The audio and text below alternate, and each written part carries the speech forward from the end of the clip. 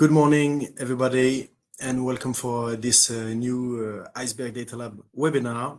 Today, we're going to talk about the new sustainable regulation in the UK, the UK SDR. And today is the opportunity to know and address your obligations as a UK financial institution or a European institution if you're interested to know what's going on in the United Kingdom. So today I'm with Ide, who's our regulatory specialist, part of our research team here at Iceberg Data Lab.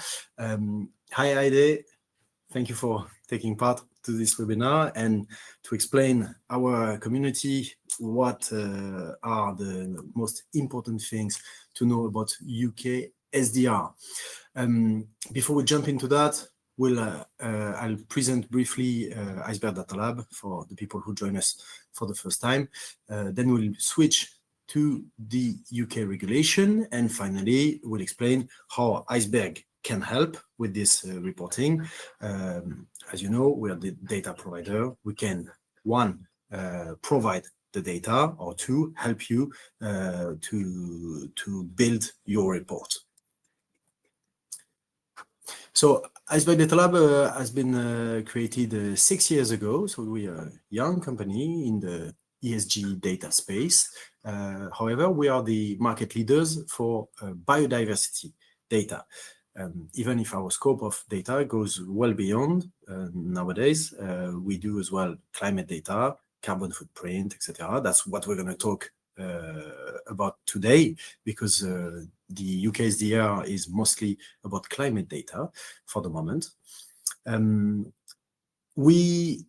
Our data is appreciated for the depth and the granularity that it presents. We are able to produce environmental indicators for the companies we appraise in terms of scope 1, scope 2, and scope 3 upstream and downstream. And I want to highlight the scope 3 upstream and downstream because that's a key differentiator with our competitors. How are we able to provide that? It's with the in-depth analysis of all the value chain of the companies we assess, and we appraise, we assess more than 2,300 goods and services consumed and produced by all those companies. Our coverage is around 9,000 listed issuers, and we are approaching the 10,000 entities today. So they are basically all the main investable universe of our clients. So from the main indices in terms of public companies and for the bond issuers in the world. Final point about Iceberg Data Lab, and which is a strong differentiator, is our strong scientific backing. We are used by more than 30 research departments in the world, among the most prestigious universities. And I invite all of you to have a look at the research papers published in the field of sustainable finance every year, and you will find a lot of them using Iceberg Data Lab's data. Why? Because of the granularity of what we propose, this proximity with the science. And a final element is that we have a scientific committee that meets every quarter, which is composed of external bodies such as the WWF or the Museum of Natural History. And those external people meet every month, and so they are scientists, obviously, who meet with our scientists and product specialists here, and they validate our methodologies. By the way, there's a Q&A. Feel free to ask all your questions that you have, and we have our colleagues who are answering real time to your questions. So if you come here to know specific information, you can ask it in the chat, and pay attention as well to the polls, because our team are asking you questions about your need and about where you are regarding the UK SDR at the moment. A quick view on what we offer as Iceberg Data Lab. So 4 different kind of products. We provide climate impact, carbon footprint, temperature alignment, avoided emissions, transition and physical risk. So this for the climate category of our products. Then nature impact, so that's what we call biodiversity, with our main indicator, which is the corporate biodiversity footprint, which is expressed in square kilometer MSA, mean species abundance, and it's delivered to our clients by scope and by pressures. Therefore, we cover the 5 pressures from the IPBES. We have the dependencies to the ecosystem, the positive contribution to nature, and released recently the asset screening. So to analyze if an asset of a company is located near or has a high proximity with a nature-sensitive area.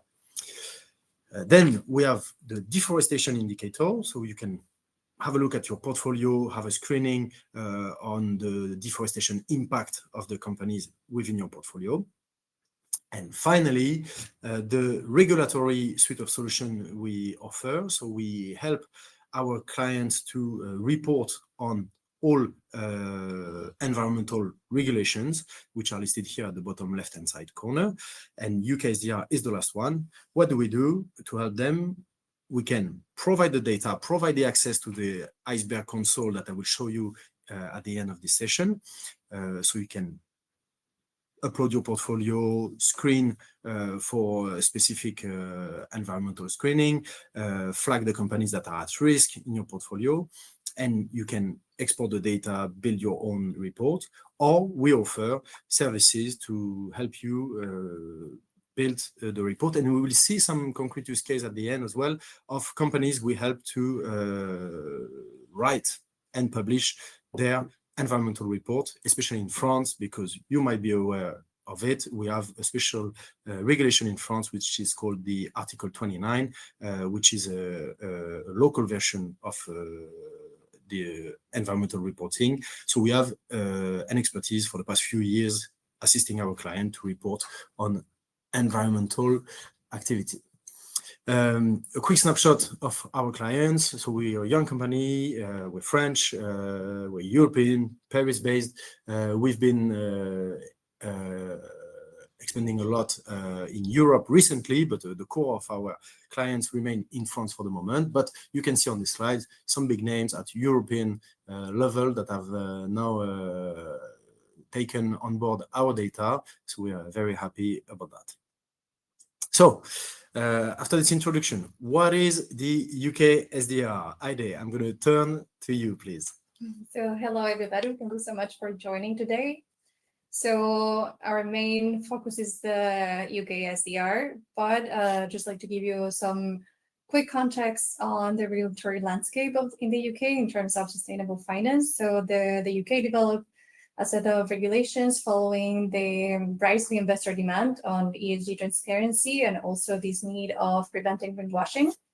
So the UK government and as well as the respective regulator, in this case, the Financial Conduct Authority, the FCA, has been pushing for comparable data, consistent, that creates this market integrity, particularly supporting the growth of sustainable finance in the kingdom. So one of the aims is canalizing these capital flows towards sustainable investments and as well to help in the broader international landscape to harmonize the sustainable reporting.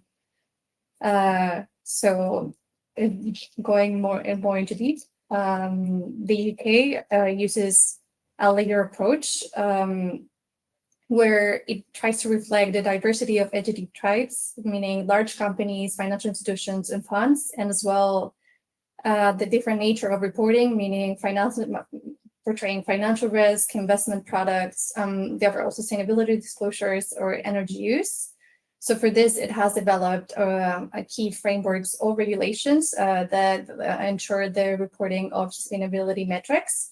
It started with the TCFD, the Task Force on Climate-Related Financial Disclosures. It became mandatory in 2022, and it seeks the disclosure of climate-related risks, opportunities, and governance for financial institutions. Then other frameworks that also help support this ecosystem is the transition plan disclosures, which they help companies in the development and publication of their transition plans to achieve net zero, that they supports the the full plan of the UK towards sustainability. Another metric here is not you cannot see, but it's the CSR, the Streamline Energy and Carbon Reporting, where they seek that large companies and LLPs drive energy efficiency improvements and carbon management through the reporting of Scope 1 and Scope 2 emissions. And another current still under consultation that is the QA-SRS, the Sustainability Reporting Standards, which it helps to standardize the sustainability reporting, and it sets on the UK SRS S1 and S2, which is going on the ISSB reporting standards, which it was launched in public consultation in June this current year, 2025. So, and finally, the main topic is the SDR, Sustainable Disclosure Requirements, which is the focus of the webinar. And it broadens the disclosure requirements beyond climate, and it's part of this UK sustainable finance ecosystem. So now, like, drawing into the main topic. So what is the UK Sustainable Disclosure Requirements, SDR, from now on? Well, it's a regulatory framework which is introduced by FCA, and it tries to enhance the sustainability-related disclosures in the UK financial system. It tries to support the transition to net zero economy through key elements that support this, like going from disclosures to rules at different levels. The core aim of this regulation is to deliver what they claiming, the financial institutions, and to provide transparent data, as well as drawing into previous regulations, just as or frameworks like the TCFD. So who is subject into it is any UK authorized asset manager, any financial institution who has products, the UK domiciled funds, let's say, or any alternative investment funds under AIF-MD, any financial product distributors or larger firms, which set under a specific threshold that I'm going to be talking about. It's also important to note that portfolio management firms or wealth managers was planned to be part of this SDR, yet it's indefinitely past this extension, so still under discussion. And also out of scope for now is overseas domiciled funds. So now going into deeper onto the SDR. The SDR framework is set onto three key elements. One is product labels. The second one is disclosures. And the third one, naming and marketing rules. The product labels are divided into 4 types according to meet the specific criteria, sustainability criteria and sustainability objective. One is sustainable focus. The second one is sustainability improvers, sustainable impact, and final sustainable mixed goals. I'm going to talk about it in a bit. The second one is disclosures, that it goes through entity level, product level, and also consumer-facing disclosures. And finally, the naming and marketing, which is also named as the anti-greenwashing rule, which this particularly seeks to restrict the use of certain sustainability-related terms in products or naming or marketing materials, to just provide this a more clear and not misleading marketing itself for that doesn't support the claims. Now, the UK Green Taxonomy was supposed to be part of it, which was discontinued this past summer, just like to focus more on the sustainability reporting and transparency of data. Now, if we try to dig deep on what are the product labels. So the product labels are divided into 4 types. They all seek different investment objectives, where, any firm must identify and disclose whether pursuing the positive sustainability outcome, it results into any negative outcome. And also they should prove measurable sustainability objectives and determine which KPIs will help to measure this performance. So for any of these four labels, they all need to comply with a 70% of the assets that are under this name or under this label. They're aligned to what they claim. So for example, in terms of the sustainability focus, they try to determine where it absolutely measures like the environmental or social sustainability, and then they seek the sustainability within their actions. So any asset within it.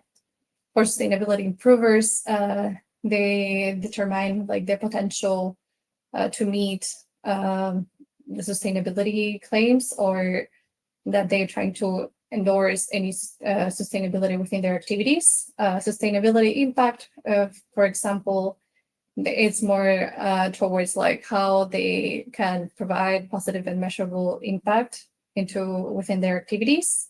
And finally, the sustainability goals is the mix of all the above mentioned three labels. It's a combination and within one label minute. Now, moving on to what the disclosures are. There are two-level disclosure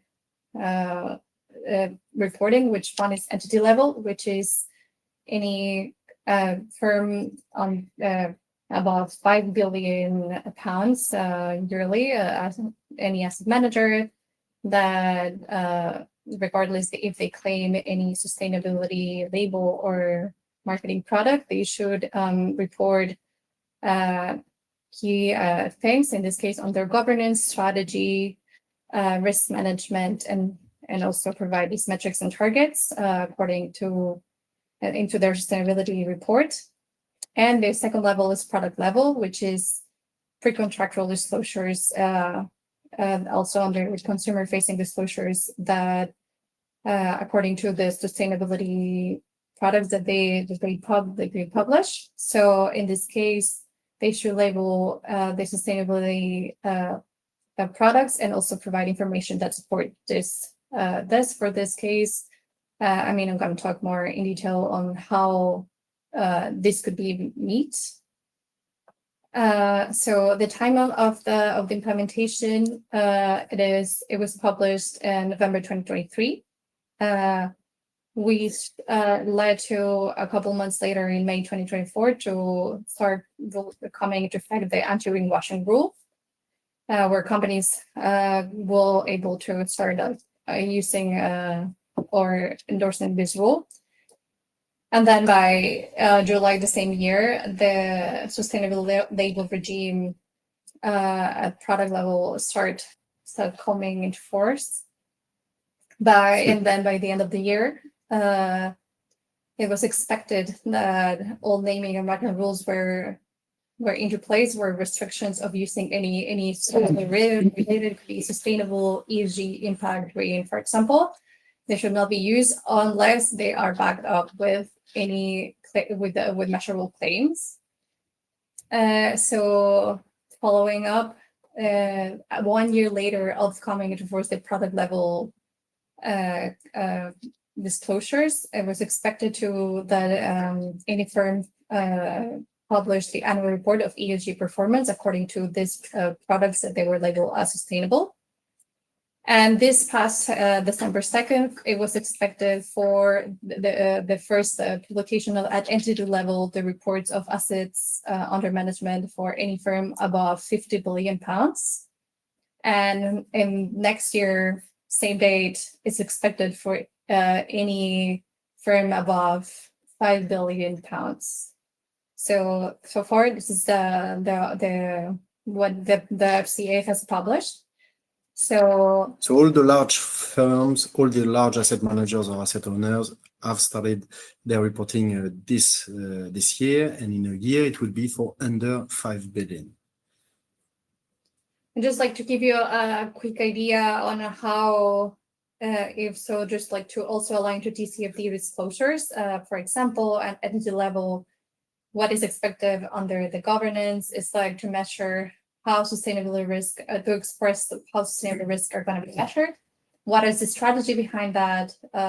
What are the risk management processes that they're going to set in place, and to select the key metrics that they're going to back up. In this case, could be GHG emissions, which key ESG KPIs going from environmental, social, governance, what is the progress over time that is expected.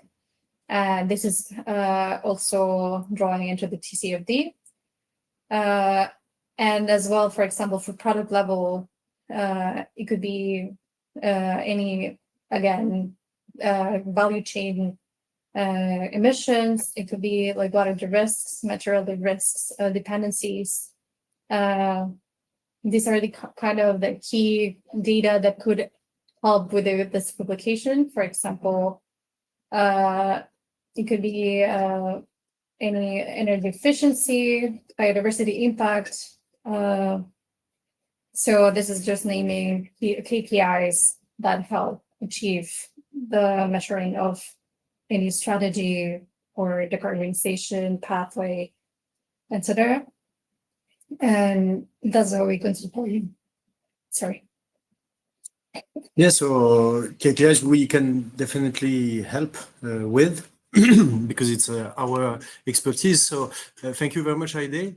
That was extremely clear. So I just give everybody a quick insight of the Iceberg console.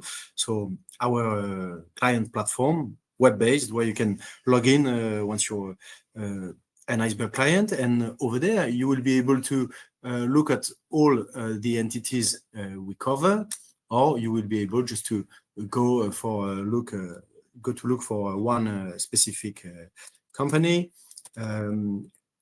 So you can use the command line here at the top and select one company for which you will have all the main information about in which sector the company is active. You will find the revenue distribution, and we use the NAS sector nomenclature. And here you will find, so this is totally customizable, but you will find all our indicators, key indicators to start, like corporate biodiversity footprint, a score. To know, a score is always between 1 and 6, 1 being the best in class. So it enables you to compare a company in a second with its peers. And then on the console, you can see all those categories of products that we offer. So this is about the biodiversity footprint, but I'll just jump into the indicators, the KPIs that you were just mentioning, Heide. So for example, if we want to look at carbon footprint for one specific company, we'll have the total emissions in terms of GHG. We'll have them per scope and scope 3 downstream included. And then we'll have a lot of indicators. We'll be able to compare with peers. We'll be able to see some other indicators than just emissions, positive contribution to climate, the avoided emissions or reduced. And this is very interesting. It's a very interesting way to analyze your portfolio. If you look at those metrics, we can as well have a quick look at the temperature alignment. So to know what is the alignment of the company in terms of temperature according to the Paris Agreement. And same, you will be able to compare a company versus a benchmark or versus another company. So I won't go into all the tabs because you have here on the screen all the products of Iceberg Data Labs. Maybe just the assets, because that one was mentioned. So it will flag on a map all the assets of the company, and it will highlight with a high indicator the ones that are problematic, basically, the ones that are located near or within a sensitive area. One of those. Anyway, this is looking very briefly at company level, and this is a lot of information for the reporting, what our client will do is they will use the portfolio tool here, where you'll be able to import your portfolio just with an Excel file and your company identifiers like ISINs, for example, and the weight of each line. Once you've uploaded your portfolio, you will have access to a full suite of screenings. So it will flag the parts of your portfolio that are exposed to fossil fuels, to plastic, to palm oil, to deforestation, to sensitive assets. And we go well beyond the environmental screening. At Iceberg, we have as well screenings on defense, on weapons, on adult content, on tobacco, and we have a lot of different screenings to help you analyze the impact of your portfolio, or that our clients will use to build an exclusion list for their investment teams. So this was a brief overview of what we can do. Maybe I can finish by showing you how our clients use this data. So this is an extract of the sustainability report of ERAFP, who is here on the right of the screen. It's the French public servant pension fund. So you can see here that they use our carbon footprint in order to analyze the historic evolution of their impact of their portfolio. Maybe another example here would be, yeah, it's actually the same, but with a bit more details per year and with several indicators. So this is a report that we built for them. So you've understood now, we can either provide you the access to the console and to the data to have a very granular access, or we can as well provide directly the portfolio reporting with aggregated data per sector with all the relevant screenings if in case you don't need the granularity and the line-by-line data for all the companies. Thank you, everybody. Heide, maybe a last word? Yes, just like to give you like the key takeaways of this framework. It is just like important that to notice that the SDR represents a major shift in the UK regulation for sustainable finance, where before it used to be an optional ESG marketing or naming, and then it has become a binding regulated disclosure for transparency regime. Where like it is aimed to improve the reliability, comparability, and transparency of sustainability claims.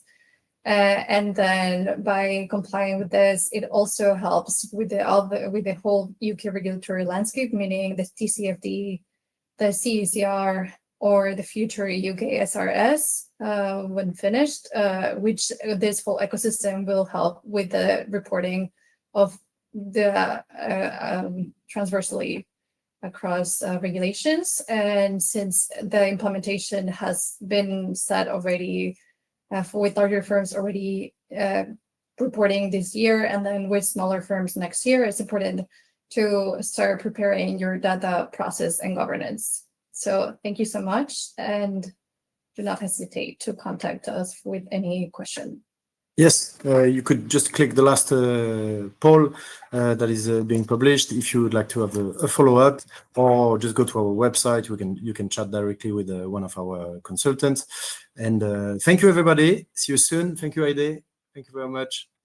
Have a good day, everybody.